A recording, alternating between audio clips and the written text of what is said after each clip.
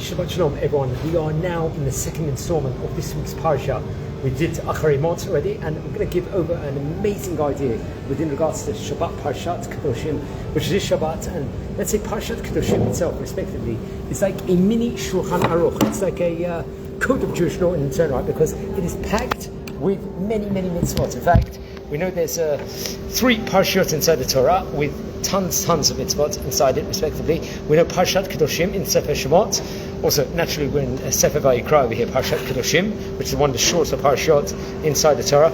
Also in Parshat Kitetse, in the book of Devarim, we're going to see a Parsha filled with so much various different mitzvot in of itself. But one mitzvah we're going to concentrate, which is in this week's Parsha, actually, in chapter number Yutet, that's 19, verse 23, it talks all about the Mitzvah of Orlah in this week's.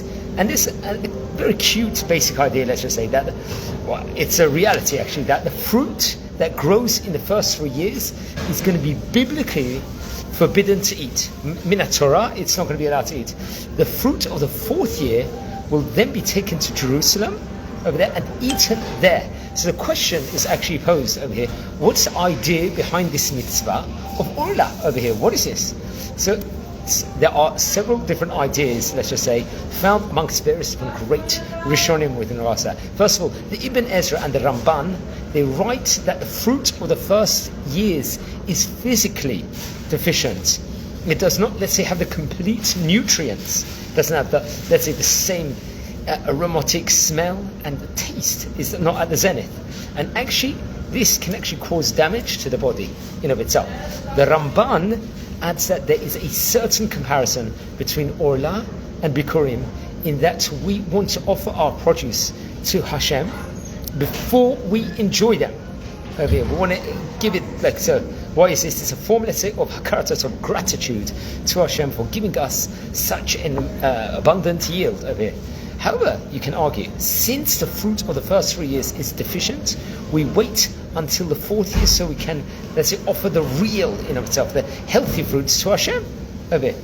Another angle is going to be provided by the famous Rambam, actually featured in Moreh Nevuchim, I think chapter 3, verse number 37. The Rambam writes that back in the day, happened to be that magicians used to think that, let's say, they had ways of making trees yield fruits quicker, let's just say, and in a quick fashion, and they used to offer these fruits to their idols over here, Avodah Zarah.